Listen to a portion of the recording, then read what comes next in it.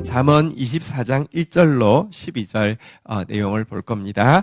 잠언 24장 1절로 12절 우리 한 절씩 교독하도록 잠언 24장 1절로 12절 1절 제가 먼저 읽겠습니다. 악인의 형통함을 부러워하지 말며 그와 함께 있으려고도 하지 말지어다.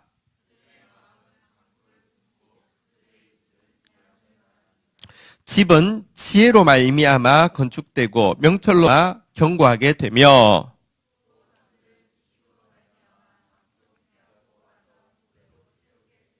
지식 있는 자는 강하고 지식 있는 자는 힘이 더하나니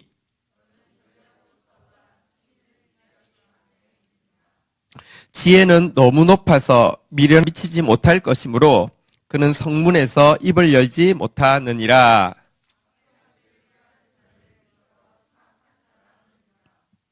민자의 생각은 죄요 거만한 자는 사람에게 미움을 받느니라.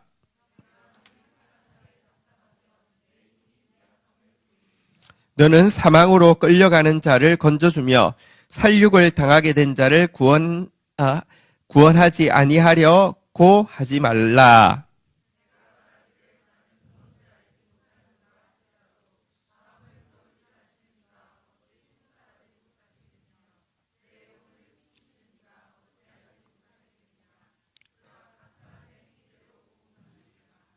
아멘. 오늘 내용은 1절부터 12절까지의 내용이 지혜로 승리하고 또 지혜로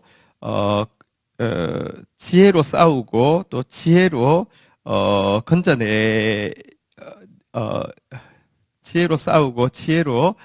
건져내는 것에 대해서 이야기하고 있는데요. 일단 내용을 보면서 한번 좀 말씀드리겠습니다. 1절 우리 다시 읽고 시작하도록 하겠습니다. 읽겠습니다. 시작. 너는 악인의 형통함을 부러워하지 말며 그와 함께 있으려고도 하지 말라. 2절까지 우리 같이 읽을까요? 읽겠습니다. 시작. 그들의 마음은 강포를 품고 그들의 입술은 재앙을 말함이니라.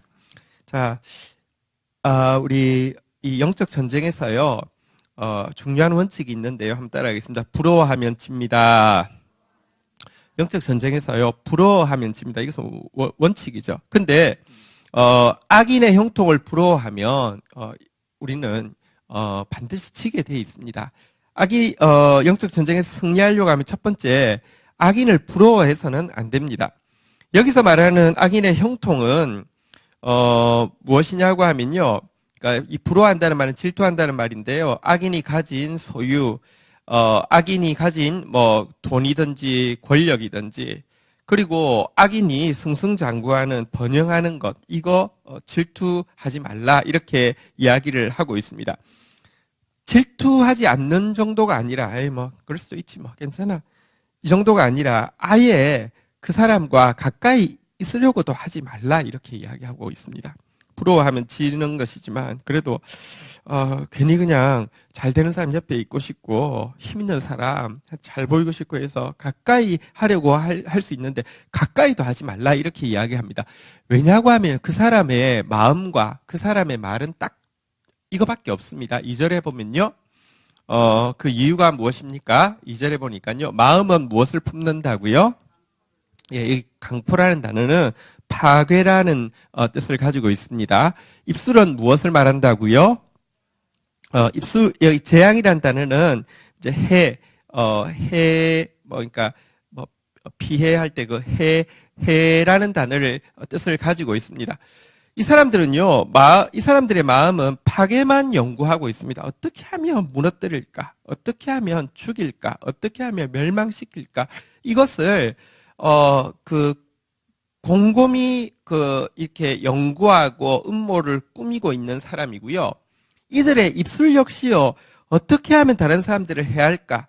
다른 사람들을 해할 수 있는 모든 종류의 거짓말과 모든 종류의 모략들을 이렇게 입으로 계속 내뱉는 사람입니다. 일단, 이런 사람 옆에 있으면요, 여러분, 피해를 볼 수밖에 없고요.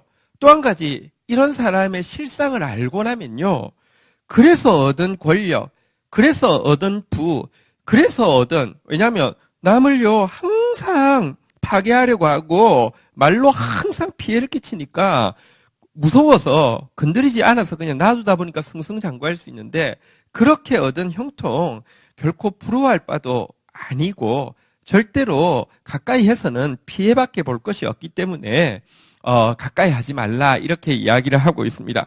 우선은요, 악과의 싸움에서 중요한 것은요, 소극적으로는 악인을 가까이 가지 않는 것부터 시작합니다. 악인을 질투해서도 안 되지만 악인을 가까이 해서도 안 됩니다. 영적 전쟁에서 승리하려고 하면 일단은요, 시편 1편 1절에서 이야기하는 것처럼 악인을 가까이 하지 않는 것부터 승리의 출발점입니다. 자, 그런데 완전한 승리를 하기 위해서는 소극적으로 악인을 가까이 하지 않는 것에서만 거쳐서는 안 되고요. 적극적으로 해야 될 일이 있는데요. 그것이 이제 3절부터 나오는 내용입니다. 3절, 4절 우리 교독하도록 하겠습니다. 집은 지혜로 말미암아 건축되고 명철로 말미암아 견고하게 되며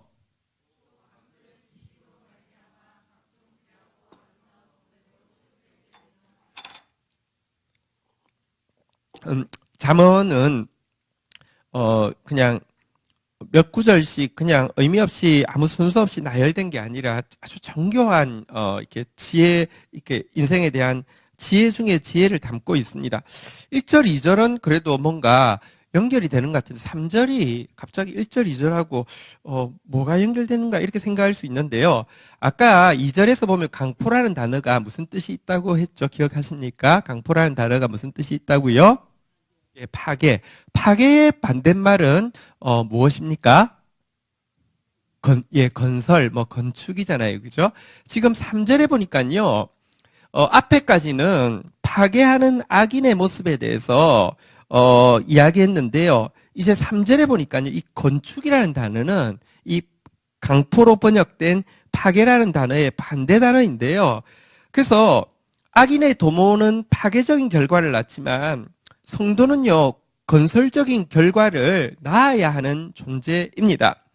성도는요, 한편으로는요, 여러분들, 악과의 싸움에서 승리해서 악의 세력들에 대해서 파괴하고 뽑고 무너뜨리는 일을 해야 되지만, 하나님의 뜻을, 의를요, 세우고 건설하는 일을 해야 되는데요. 자, 여기 보니까, 동사들이 몇 개 나오는데요. 한번 따라하겠습니다. 건축하고, 건축되고, 견고하게 되며, 4절에 가니까요, 한번 보도록 하겠습니다. 4절에 한번 따라하겠습니다. 채우게 되느니라. 다시 한번 볼까요? 건축되고, 견고하게 되며, 채우게 되느니라. 자, 이것은 어쨌든 전부 다 건설적인 단어입니다. 그런데 여기에 앞에 붙어 있는 명사들은요, 한번 따라하겠습니다. 지혜로 말미암아, 명철로 말미암아, 지식으로 말미암아. 여러분, 이 지혜, 명철, 지식, 이것은 전부 다 하나님의 말씀을 이야기하죠. 하나님의 말씀으로 성도는요, 건축하고 견고하게 하고 귀하고 아름다운 보배들로 이 집을 또 방을 채우는 사람이다. 이렇게 이야기를 하고 있습니다. 집은 어쨌든 성경 전체에서 보면요, 우리가 인생이라는 집을 건축하는 건축가라 이렇게 이야기를 하고 있습니다. 우리는 우리의 인생을 하나님 앞에서 귀하고 아름다운 보배처럼 건축해야 되는 사명을 가지고 있습니다. 3절이 집이 어쩌면 인생의 외적인 부분에 대한 것이라고 하면 4절의 방들은요, 인생의 내적인 부분을 이야기한다고 할 수 있습니다. 외적인 부분들, 겉으로 드러나는 업적들, 이루어낸 이렇게 사역들을 이야기한다고 하면, 방들은요, 예를 들면 성품의 방, 관계의 방, 영성의 방, 이런 것들을 이야기한다고 할 수 있겠죠. 어쨌든 이것을 우리가 다시 한번 따라하겠습니다. 건축되고 견고하게 되며 채우게 되느니라. 채우는 방법은요, 하나님의 말씀, 지혜, 명철, 지식, 하나님의 말씀밖에 없다. 이렇게 이야기를 하고 있습니다. 악한 자들은 파괴하는 일을 하고 우리는 세우는 일을 할 텐데요. 우리가 세우는 일은 하나님의 말씀으로만 말미암는 것이다. 이렇게 이야기를 하고 있습니다. 성경에 보면요. 시편 127편 1절 한번 볼까요? 시편 127편 1절 한번 보겠습니다. 같이 읽겠습니다. 시작. 여호와께서 집을 세우지 아니하시면 세우는 자의 수고가 헛되며 여호와께서 성을 지키지 아니하시면 파수꾼의 깨어 있음이 헛되도다. 여러분, 모든 사람은 어떻게 보면 인생, 그러니까 신자뿐 아니라 모든 사람은 자기 인생의 건축가로서 나름 짓고 있습니다. 또 애써서 짓고 있습니다. 또 엄청나게 크게 지었다고 자랑하고 갑질도 하기도 합니다. 그런데 성경은 뭐라고 이야기하냐면 여호와가 집을 세우지 않은 집은요, 세운 사람의 모든 수고가 헛되다고 이야기합니다. 하나님이 세우지 않은 것, 다시 말하면 하나님의 말씀으로 세우지 않은 집은요, 전부 다 모래 위에 세운 집 같아서 여러분들 헛될 뿐입니다. 헛수고일 뿐입니다. 근데 하나님의 말씀으로 세우면요, 더디 세워지는 것 같고 별로 이렇게 뭐랄까요, 크게 세워지는 것 같지 않아도요, 그 말씀으로 세워진 집이 영원히 있을 뿐만 아니라 그 말씀으로 세워진 집이 수많은 사람들의 피난처가 되어질 수 있다. 이렇게 이야기를 하고 있습니다. 어쨌든 지금 악인과의 싸움에서요, 부러워하거나 가까이 하지 말고 소극적으로는, 적극적으로는 지혜로, 명철로, 지식으로 우리의 인생의 안팎을 건축하는 것, 이게 승리하는 비결이다. 이렇게 이야기하고 있습니다. 지혜로 건축을 하게 되면 어떻게 된다고 이야기하고 있습니까? 5절, 6절 한번 보도록 하겠습니다. 5절, 6절 교독하겠습니다. 지혜 있는 자는 강하고 지식 있는 자는 힘을 더하나니.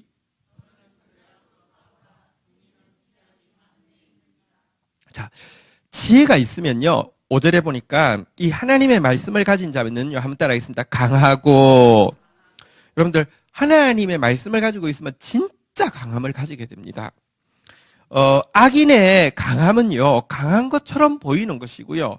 악인의 강함으로 잠시 힘 가지고 갑질하면요, 그 앞에서 잠시는 두려워 떨게 하지만 그 사람들 중에 누구도 그에게 굴복하지 않습니다. 그건 강함도 아니고요. 나중에 더 큰 심판을 쌓는 것 뿐이죠. 그런데 하나님의 말씀을 가진 자는요, 진짜 사자처럼 강하고요.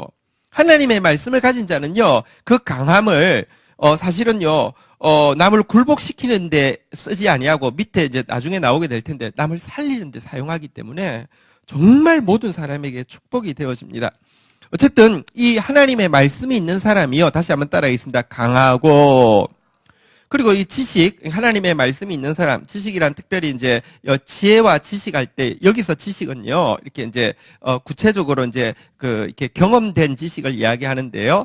다시 말하면 그 하나님께 받은 힘을 어디에 어떻게 써야 될지 알고 있기 때문에 점점 더 이 힘을, 다시 말하면 선한 영향력을 더 가지게 된다. 이렇게 이야기하고 있습니다.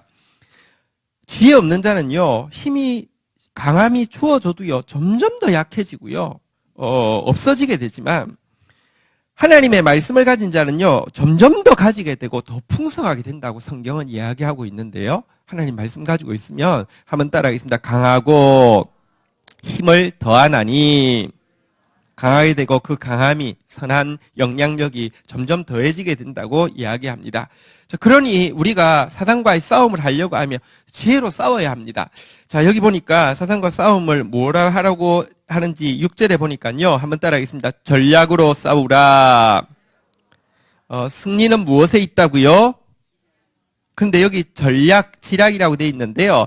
전략이라는 뜻은요, 원어의 그 의미는요, 충고이고요. 지략은요, 지시입니다.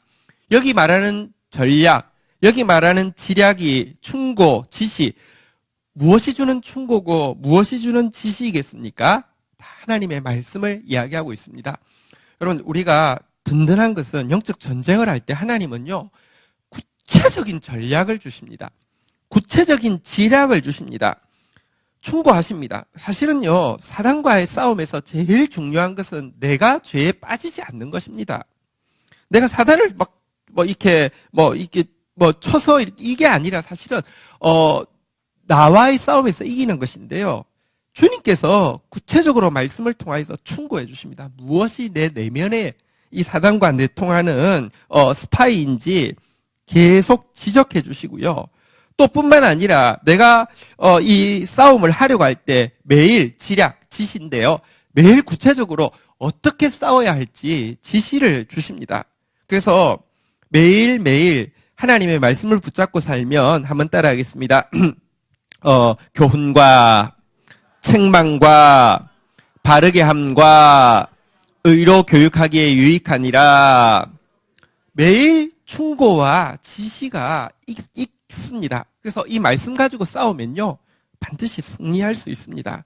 그리고 말씀 가지고 싸워서 승리하고 나면요, 우리도 오락 같은 거 하면 이렇게 한 개 깨트리면 보너스 점수 생기잖아요. 그죠? 한번 따라하겠습니다. 힘이 강하고, 다시 따라하겠습니다. 강하고, 또 그걸 더 잘 쓰면 어떻게 됩니까? 한번 따라하겠습니다. 힘을 더하나니. 어쨌든 말씀 가지고 싸워야 되고요. 이 충고와 지시 가지고 싸워야 되고요. 그러면 점점 더 강해지고 점점 더 힘이 더해진다. 이렇게 이야기하고 있는데요. 이 지혜는요, 지금 성경에서 이야기하는 이 지혜는 세상의 지혜하고는 정말 다릅니다. 자, 7절 한번 보도록 하겠습니다. 7절 같이 한번 읽도록 하겠습니다. 읽겠습니다. 시작.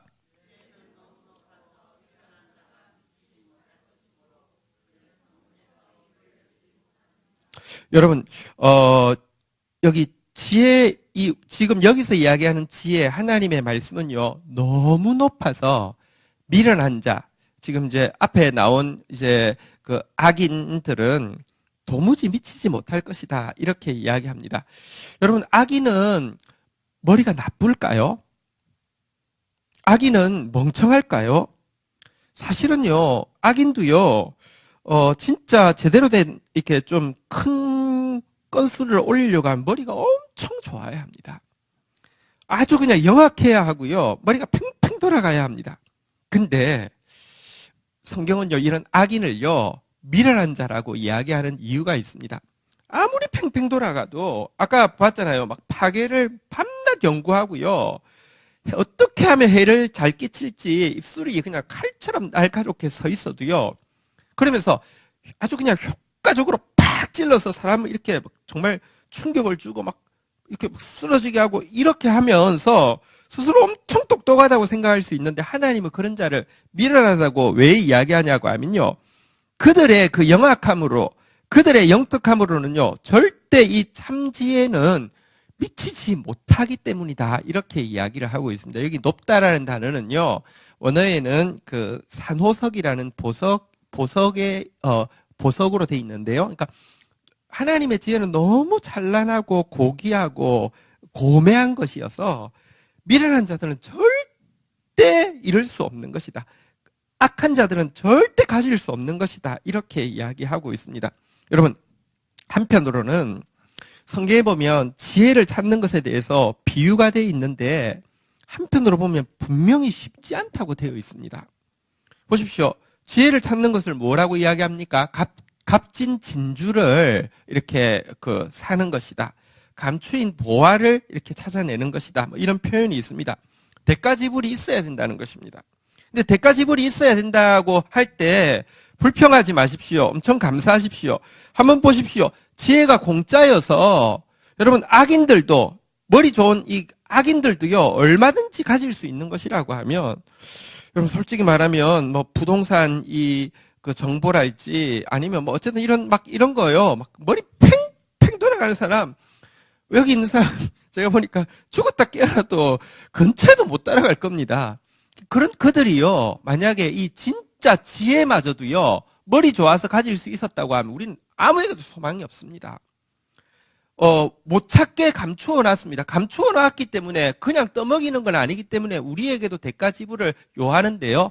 확실한 것은 악인은 죽었다 깨어나도 절대 그 지혜에 못 미친다는 것입니다. 그런데 여러분, 하나님의 백성은요, 사모하는 마음만 있으면, 그래서 너희 중에 누구든지 지혜가 부족하느냐 후히 주시고 꾸짖지 않으시는데 하나님께 구하라 그리하면 주시리라. 왜 감춰놓냐고 하면 우리한테만 주려고 감춰놓은 거예요. 그래서 사모하는 마음으로 구해야 되는데, 어쨌거나 이 지혜는요, 미련한 자가 절대 이 앞에 나오는 악인들, 파괴를 연구하고 해악을 이렇게 말하는 악인들은 절대 가지지 못하는 것이다, 이렇게 이야기를 하고 있습니다. 왜 가지지 못할까요? 성경에 보면 한 두 구절에서 이렇게 설명을 하고 있습니다. 데살로니가 후서 2장 10절에 보면 악인이 왜 이 지혜를 가지지 못하는지 이렇게 설명합니다. 한번 보겠습니다. 데살로니가 후서 2장 10절입니다. 불의의 모든 속임으로 멸망하는 자들에게 있으리니 이는 이제 하나님의 심판이 있는 자들은 누구냐? 이는 그들이, 한번 따라하겠습니다. 진리의 사랑을 받지 못하여 구원함을 받지 못함이라. 심판받을 악인들이 왜 이 구원의 지혜를 가지지 못하느냐? 한번 따라하겠습니다. 진리의 사랑을 받지 아니하여. 쉽게 이야기하면 진리를 사랑하지도 않고 그것을 받아들이려고도 하지 않기 때문에 여러분, 이 지혜는 들어올 수가 없습니다. 그들은 이익을 사랑하지 진리를 사랑하지 않습니다. 의를 사랑하는 게 아니라 이를 사랑하는 것입니다. 그들은요, 빛을 혐오하고요, 어두움을 좋아합니다. 그래서 진리의 사랑을 받지 않기 때문에, 진리를 사랑하지도 않고 그것을 받아들이지도 않기 때문에 그들에게 이 지혜가 임하지 못한다는 것입니다. 그러므로 말미암아 여기 이제 우리 다시 잠언 24장 7절 하고 있었는데요. 7절로 가면요, 후반부에 보니까 절대 미치지 못함으로 말미암아, 한번 따라하겠습니다. 성문에서 입을 열지 못하느니라. 이 성문은 고대시대에 재판하는 장소입니다. 재판석에서 입을 열지 못한다. 이 말은 무슨 뜻이냐고 하면, 이렇게 최후 심판 앞에서 아무 말도 하지 못할 것이다. 심판을 받게 될 것이다. 이런 뜻입니다. 영적 전쟁에서 악인은 결코 지혜자를 이길 수 없고요.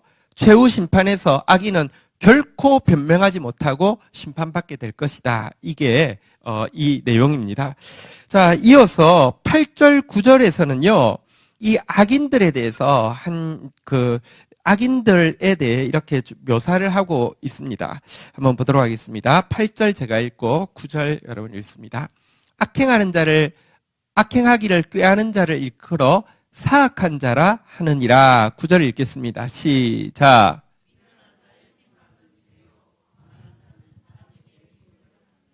자, 이제 이 악을 행하는 자, 이 악행하는 자에 대해서 지금 이제 그가 어떤 사람이고 그가 무슨 생각을 하며 그의 결론이 어떻게 되느냐를 이제 좀 이렇게 단적으로 설명을 하고 있는 장면인데요.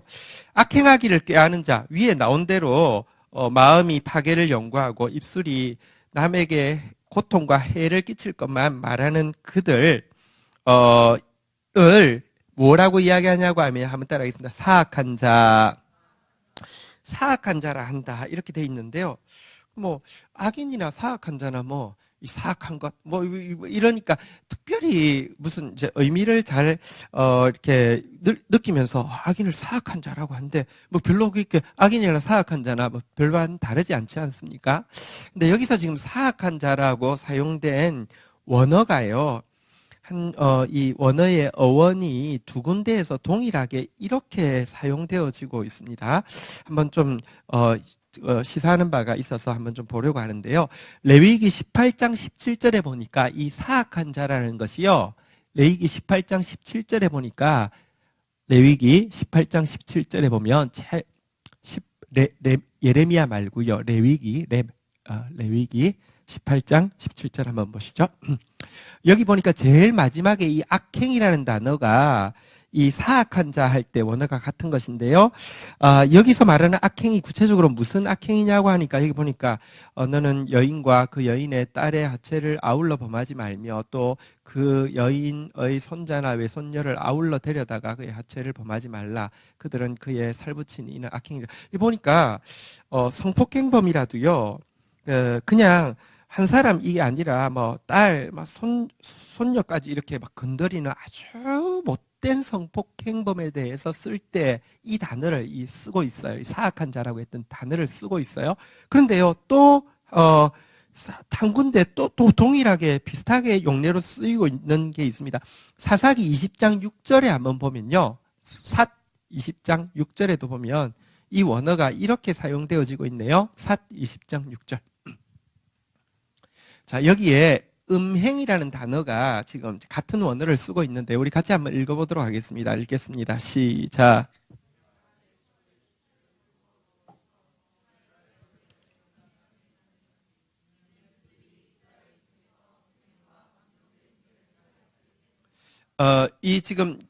이 사건은 레위인이 첩을 얻어가지고 잘못된 것입니다. 근데 이제 첩이 바람을 피워서 집에 가니까 그러면 나도 했다가 또 그냥 그래도 뭐 심심한데 그냥 뭐 있으면 좋지 해서 또 데리러 가서 오다가 이 그 베냐민 지파의 어떤 마을에서 저녁을 유숙하게 됐는데 밤에 사람들이 와서 그 남자를 불러낸 거예요. 여자 이 레위인 첩이 아니라 이 성관계를 가지자고 동성 연애자들이 와가지고 자기를 불러냈어요. 근데 자기는 뒤에 숨고 자기 그 첩을요 밖에 내가지고 밤새도록 윤간을 당해가지고 죽게 만들었습니다. 근데요 이 행위를 이야기할 때 이 음행이라는 단어가 아까 사악한 자와 같은 단어입니다. 두 개 다 보면 성적인 악행이라도 아주 심각한 성적인 악행을 이야기할 때 쓰는 단어였다는 공통점을 발견하게 될 것입니다. 그러고 나서 다시 한번 잠언 24장 8절에 가서 읽으면 느낌이 좀 다를 것이에요. 악행하기를 꾀하는 자, 우리 지금 악인들을요, 일컬어 뭐라고 한다고요? 사악한 자. 그러니까 영적으로 아주 그 영적인 뭐 성폭행범, 연쇄 성폭행범, 아주 뭐 어쨌든 이런 자다 이렇게 이야기를 하고 있습니다. 성경에 보면 지금 잠언서에서는요 두 여인을 계속 대비하고 있는데요. 여러분 이제 지혜의 여인이라고 현숙한 여인이라고 이야기하고 있고요. 또 지혜의 반대 개념으로 음녀가 나왔는데요. 지금 여기는 어떤 의미에서는 이제 막 성폭행을 저지르는 아주 그 남봉꾼 막 기둥서방 막 그러니까 이 악한 뭐 이렇게 포주 역할을 하는 그 막 이 인신매매범 이런 개념으로 사실은 이제 음녀하고 같이 이제 어울리는 그런 세력으로 이렇게 지금 소개를 하고 있습니다. 어쨌든 여러분 사단이 음녀라고 하면 악행을 하는 자는요. 그와 함께 인신매매를 하고 성폭행을 하고 포주 역할을 하는 행위를 하는 것이다. 이렇게 이야기를 하고 있습니다. 어쨌든 악행하는 것이 다시 말하면 마음으로 파괴를 연구하고 입술로 온갖 거짓과 중상모략으로 상대방을 해하는 행위가 얼마나 하나님 앞에서 무시무시한 악행인지 이 지금 섬찟하게 보여주는 표현이라고 할 수 있습니다. 절대로 사악한 자가 되어서는 안 되겠습니다. 우리 문의는 교회 다니는데요. 마음으로 항상 파괴만 연구하는 사람이 있습니다. 진짜 우리 교회는 그래도 우리 교회 공동체 작아서도 그렇고 또 이제 여러 가지 시험들 가운데 제가 이렇게 많이 끊어져서 그렇지만 잘 없지만 많은 교회에서요. 진짜 파괴를 연구하는 사람들이 있습니다. 재앙을 다시 말하면 온갖 종류의 해악을요 입만 열면 거짓으로 막 모략으로 이렇게 죽이는 사람들이 있습니다. 영적으로 그 사람들이 연쇄 성폭행범이라고 지금 이야기하고 있습니다. 그런 사람 생기지 않도록 또 기도해야 되고 그런 사람 되지 않도록 또 기도해야 되고요. 근데 하나님은 어쨌거나 그런 자를 사악한 자라고 부른다. 이렇게 지금 이야기하고 있고요. 자, 9절에도 보면 악인에 대해서 이렇게 묘사하고 있습니다. 같이 한번 읽도록 하겠습니다. 읽겠습니다. 시작.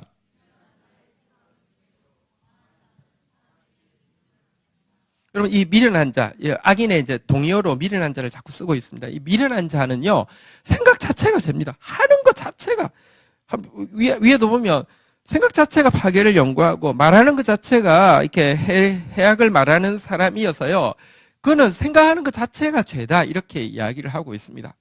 그런데 성경에 보면, 여러분, 죄를 범해도요, 우리 중에 죄 안 범한 사람이 어디 있습니까? 우리 중에 진짜 죄 없다 할 사람이 어디 있습니까? 그런데 여러분, 죄를 범한다고 다 심판에 이르는 것 아닙니다.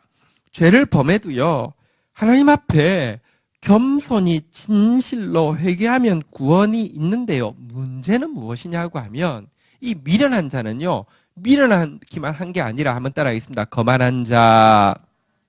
미련에 여러분들 뒷면이 거만입니다. 같이 있습니다. 절대 이거는 샴 쌍둥이, 가끔 요즘 수술이 발달해서 샴 쌍둥이도 이렇게 수술할 수 있는데 떨어지질 않습니다. 미련하면 거만하고요. 거만한 사람 미련합니다. 그러니 여러분, 회개할 기회를 놓치기 때문에 미움의 대상, 하나님의 미움의 대상이 되고 용서받을 수가 없다. 이렇게 이야기를 하고 있습니다. 그 존재 자체가 흉악한 연쇄 성폭행범과 같은 존재인데, 생각하는 것마다 죄의 죄를 더하게 되지만, 결국은 교만하여서 회개할 기회도 잃어버리니 심판받을 수밖에 없다. 이렇게 이야기하고 있습니다. 어쨌든 그러나, 이 세상에는요, 이런 악인들이 많이 있고요. 우리는 그런 악인들과 영적 전쟁을 해야 되는 사람들입니다. 한편으로는 나를 지켜서 그들을 질투하는 마음도 가지지 말아야 되고요. 그런데 의외로요, 우리 안에 그들이 가진 소유, 그들이 가진 뭐 권력이든지 명예든지 부든지, 그들은 그냥 큰 소리 팍팍 치니까 남들이 그들에게 함부로 말 못하다 보니까 편하기는 얼마나 편해요. 나는 항상 이래도 걸리고 저래도 막 이렇게 막 하고 막 속상하고 이래서 보면서 참 부러워할 수 있어요. 부러워하지 않기 위해서도 싸워야 되고요. 근처에도 가까이 하지 않기 위해서도 싸워야 되고요. 지혜를 얻기 위해서도 싸워야 되고 한데요. 자, 이 싸움이 만만하지 않습니다. 그래서 10절 한번 볼까요? 같이 한번 읽도록 하겠습니다. 읽겠습니다. 시작. 내가 만일 환난 날에 낙담하면 내 힘이 미약함을 보임이라. 그래서요, 어떤 때는 내가 지혜를 가지기 위해서 막 애를 쓰기도 하고요. 어떤 때는 내가 주님의 충고를 받고 지시를 받기 위해서 막 몸부림치기도 하고요. 어떤 때는 영적으로 건강해서 악인의 형통에 대해서 도리어 그냥 우습게 여기고 근처에도 안 가다가, 그런데요, 인생이 그렇게 만만하지 않거든요. 내게 막 어려움이 있고요. 저들은 자꾸 잘 되기도 하고요. 이렇게 하나님 뜻대로 했는데 열매는 눈앞에 보이지 않고요. 이럴 때 낙담하는 수가 많습니다. 악인이 없으면, 나만 있으면 좀 덜 할 텐데요. 비교가 되기 때문에 여러분 자꾸 시험 받는 때가 있습니다. 그런데요, 우리가 영적으로 얼마나 성숙했느냐, 우리가 영적으로 얼마나 힘이 있느냐는 언제 알 수 있느냐고 하면 평안의 때가 아니라 여러분 바로 이와 같은 환난의 때에 내 영적 파워 게이지를 제대로 측정할 수 있습니다. 아까 우리가 지혜가 있으면 강해지고 지식이 있으면 그 강함이 점점 더해진다, 이런 표현이 있었는데요. 내가 얼마나 힘이 생겼는가를 언제 알 수 있느냐? 환난이 있어야지, 시험이 있어야지만 힘을 알 수 있다, 이렇게 이야기를 하고 있는 장면입니다. 여러분들 힘들 때가, 여러분들 무너질 때가 아닙니다. 예레미야가 하나님 앞에서 이렇게 뭐랄까요, 하나님의 말씀을 받았습니다. 하나님의 말씀으로 파괴하고 파멸하고 무너뜨리고 세우고 건설하라는 사명을 받았는데요. 하나님 말씀 전에도 이스라엘 백성들은 조금도 듣지도 않고 자기는 전하는 메시지 자체가 너희들 그러면 심판받는다는 것이잖아요. 심판은 점점 다가오고 있고. 그러니까 나는 민족을 사랑하는 사람으로 심판은 원치 않는데 심판은 다가오고 있고, 백성들을 위하는 마음으로 회개하기를 원하는데 회개도 하지 않으니까 너무너무 낙심이 되어가지고요. 막 진짜 이렇게 그런 걸 뭐라고 하죠? 코가 빠졌다. 아니 뭐라고 하죠? 예? 왜? 아, 코가 석자나 빠져. 그게 무슨 뜻일까요? 어쨌든 코가 석자나 빠져가지고 있을 때 하나님께서 그래 너 힘들지. 야 진짜 나라도 너 많이 힘들겠어. 아유 야 좀 쉬어. 이렇게 하지 않았습니다. 예레미야 12장 5절 그때 하나님께서 뭐라고 이야기했습니까? 같이 한번 읽도록 하겠습니다. 예레미야 12장 5절입니다. 렘 12장 5절 같이 읽겠습니다. 시작. 만일 내가 보행자와 함께 달려도 피곤하면 어찌 능히 말과 경주하겠느냐. 내가 평안한 땅에서는 무사하려니와 요단강 물이 넘칠 때에는 어찌하겠느냐.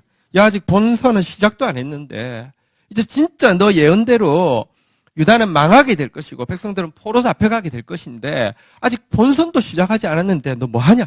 힘내. 이렇게 주님께서 이야기하셨습니다. 환난 때에라야 진짜 내가 힘이 얼마나 되는지 측정할 수 있다는 것입니다. 여러분들 미약한 자들 아닙니다. 여러분들은 작은 자 아닙니다. 약하지 않습니다. 그리스도로 말미암아 우리는 승리하게 되어 있습니다. 자, 그런데요. 위에서도 이야기했지만 자꾸 힘이 더한다, 강하다, 힘이 더하다 이런 이야기했는데 그 강함, 그 힘은 어디에 쓰기 위함일까요? 그걸 알아야 됩니다. 여러분들 가끔 지혜를 받아서 진짜 이렇게 파워가 생긴 사람이 있습니다. 근데 그 파워 가지고요. 악인들은요. 세상의 지혜 가지고 파워를 가져가지고 갑질하는데요. 소위 말해서 하나님으로부터 지혜를 받았다는 사람이 그 지혜로 말미암아 강함을 얻었다는 사람들이요. 그 강함 가지고요. 똑같은 갑질하는 사람들. 아니 더 더럽게 이거는 그냥 대놓고 나쁜 짓 하면서 돈을 버는데 더 더럽게 이 부를 탐하고 권력을 탐하는 사람이 있습니다. 그럼 지혜는 강하게 하고 지식은 더하게 그 힘을 더하게 한다고 했는데 그 힘과 강함을 우리가 미약하지 않고 환난 때에 가지게 되면 환난 때에 무엇 위해서 쓰라는 것입니까? 왜 우리에게 환난을 허락하셨을까요? 환난 당하는 사람의 마음을 이해하기 위해서 허락한 것이고요. 환난 당하는 사람 도우라는 것입니다. 본문으로 가셔서 11절 보도록 하겠습니다. 같이 읽겠습니다. 시작.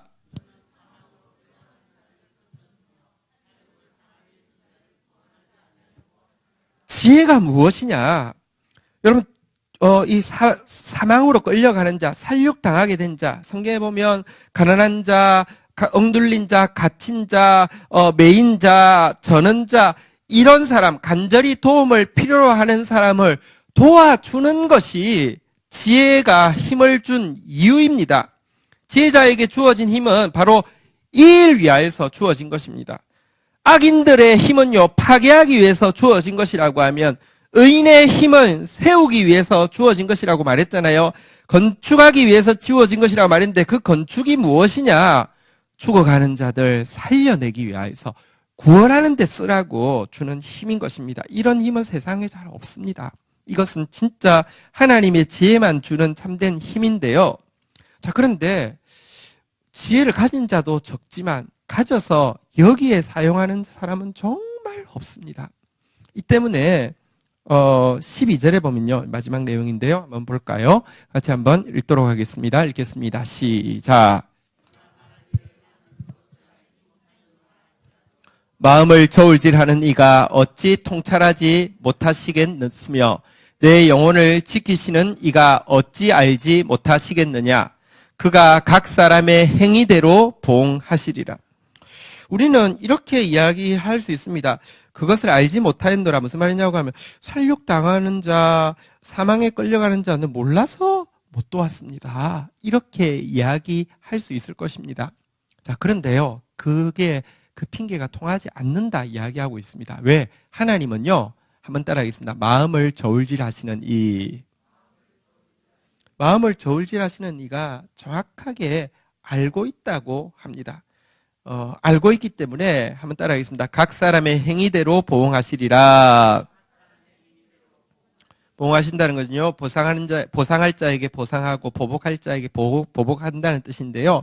행위대로 보복하신다. 이렇게 이야기를 하고 있습니다.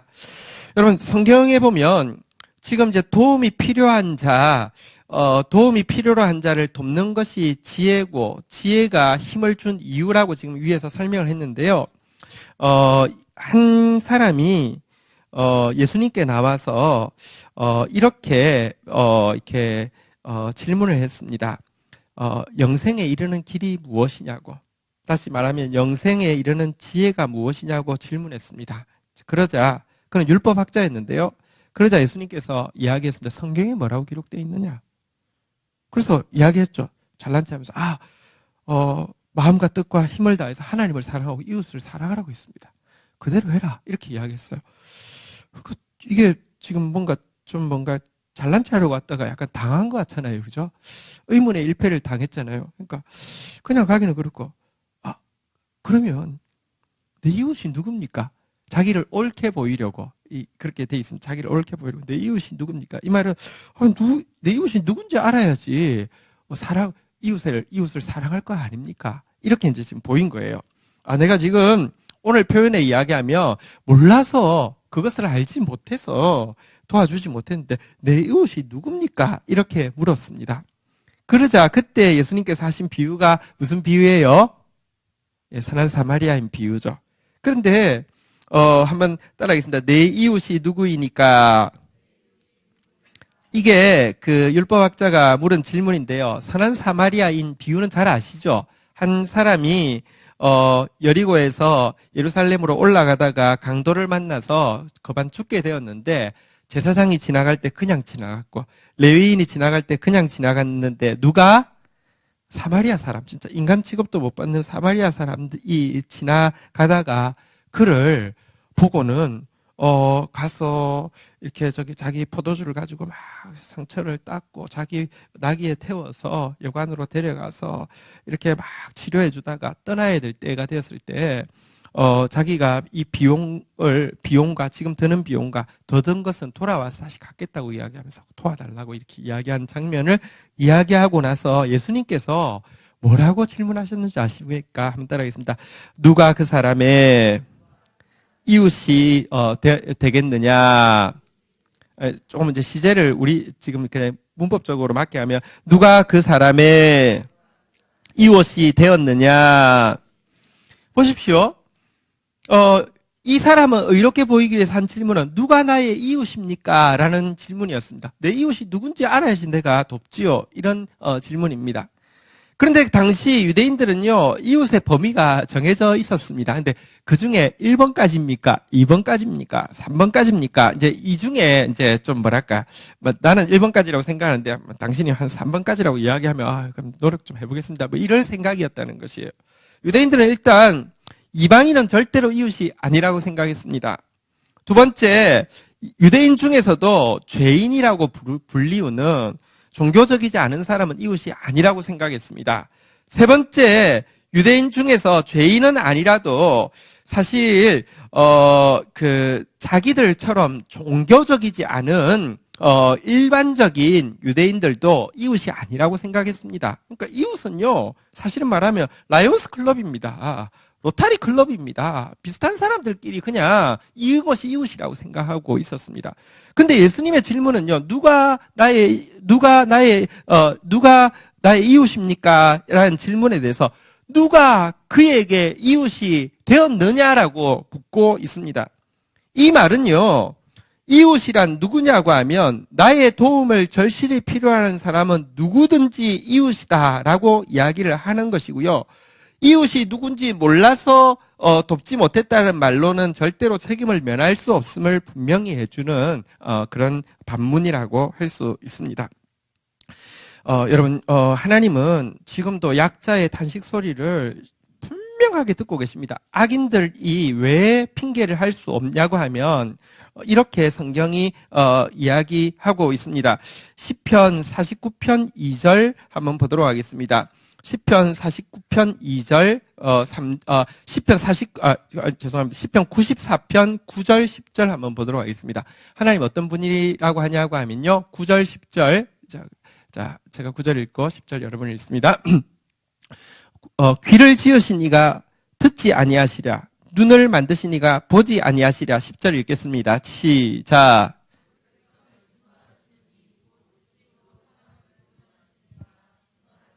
하나님은 보고 들었기 때문에 징벌한다는 뜻입니다. 뭘 보고 들었기 때문에 징벌한다는 것입니까? 예를 들면 구약의 율법에 이런 것이 있습니다. 부자가요, 가난한 사람에게 전당을 잡힐 수 있어요. 그러니까 가난한 사람이 돈이 없으니까 가서 돈을 좀 빌리기 위해서 전당물을 잡힐 수 있습니다. 근데 예를 들면 잡히다가 없어서 옷을 잡혔습니다. 자, 근데 옷 같은 경우는 가난한 사람들의 옷은 그 당시 뭐냐고 하면 저녁에는 이불이 됩니다. 그러니까 그래서 이렇게 통으로 이렇게 짠 옷인데요. 그래서 그 옷은 한번 확인해 보죠. 출애굽기 22장 26절 27절에 보면 이런 말씀이 있습니다. 26절에 보면 출애굽기 22장 26절 내가 만일 내 이웃의 옷을 전당 잡거든 해가 지기 전에 그에게 돌려보내라. 27절 보면 이렇게 이야기하고 있습니다. 읽겠습니다. 시작.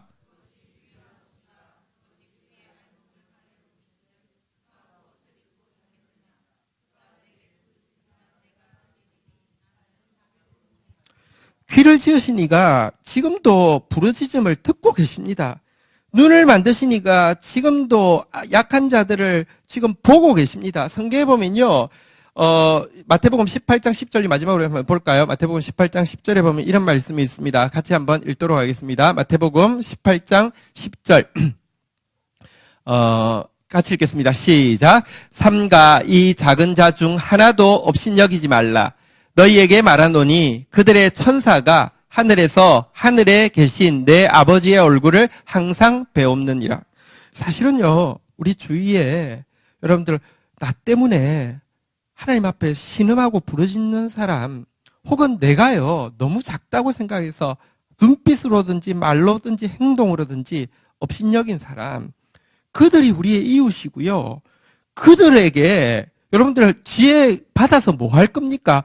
그들 도와주라는 겁니다. 그들 살려주라는 것입니다. 이게 진짜 지혜라고 이야기하고 있는 내용입니다.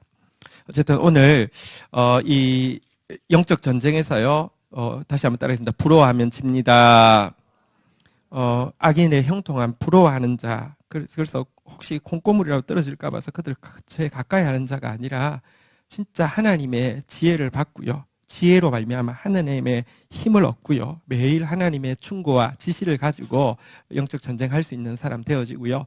절대로 이 영적 그 연쇄성 폭행범 진짜 생각하는 것마다 죄가 되고 회개할 기회도 잃어버리게 되는 이 거만한 자 되지 않도록 자신을 살필 뿐 아니라 여러분 진짜 우리의 지혜를 쓸 때는요. 나도 힘들 때입니다. 내가 환난을 당하는 이유는 그래야지만 환난 당하는 사람을 위로할 수 있습니다. 나는 승승장구하고 있는데 하나님 은혜로 모든 게 잘 되고 있는데요. 환난 당하는 사람 돕는다고 하면 돕는 게 아닙니다. 그 사람 더 힘듭니다. 환난 당할 때에 주께 주시는 힘 가지고요. 연약한 자 살려내는 사람 되어질 때 하나님께서는 그 행위대로 보응하실 것이고요. 하나님께서는 의의 열매가 가득 하도록 만들어 주실 것입니다. 우리 지난 주일날 4,500송이 포도 부셨죠? 대단하지 않습니까? 실은 그 포도 그 영상을 틀었을 때 한 분이 깜짝 놀라셨답니다. 그 동네가 바로 자기 동네였고요. 또 그 부친께서 그 기에 학교를 세워가지고 그 시골 완전 시골 동네인데 학교를 세워서 거기 있는 대부분의 분들이 그 학교 출신인데 그분이 지금 암 투병하고 계신 정재호 성도님이십니다. 그래서 영상을 보다가 자기도 몰랐는데 막 진짜 기절하는 줄 알았대요. 너무 놀라서 지금 사실은 하나님께서 하나님의 도우심 아니면 이 싸움 이길 수 없는데 저는 하나님께서 함께 하시는 거 믿습니다. 근데 어쨌든 4,500송이 열매에 맺히는 것 보고 또 이렇게 많이 힘과 격려가 대신 이야기를 간접적으로 전해들었습니다. 쑥스러워서 저한테는 이야기를 못하셔가지고요. 근데 여러분 진짜 하나님께서 보응하신다고 여기 이야기하셨죠. 우리 12절 마지막 절에 한번 다시 따라하겠습니다. 그가 각 사람의 행위대로 보응하시리라. 여러분 갚아주십니다. 의의 열매가 가득하게 하실 것입니다. 우리 이 말씀 붙잡고 한번 기도하며 나가겠습니다. 우리 기도할 때 눈으로 이제 성경에 대해서 우리가 보면서 기도 반응하며 나가면 기도가 되는 겁니다. 같이 한번 기도하도록 하겠습니다. 하나님, 오늘 저희들이 이 영적 싸움에서 사단은 파괴하려 하고 우리는 세워야 하는데 어떻게 이 싸움을 싸울 수 있을지 알려주셔서 감사합니다. 하나님, 우리에게 주신 지혜 가지고 무엇에 써야 할지 알려주셔서 감사합니다. 하나님, 말씀 가까이 하여서 더욱 힘을 더하는 자 되어지게 하여 주시고 가장 힘들 때 가장 도움이 필요한 자에게 주의 사랑으로 섬기는 저희들 되어질 수 있도록 도와주셔서 올해 약속하신 의의 열매가 온 공동체 가운데 풍성하도록 도와주옵소서. 예수 그리스도의 이름으로 기도 올립니다. 아멘.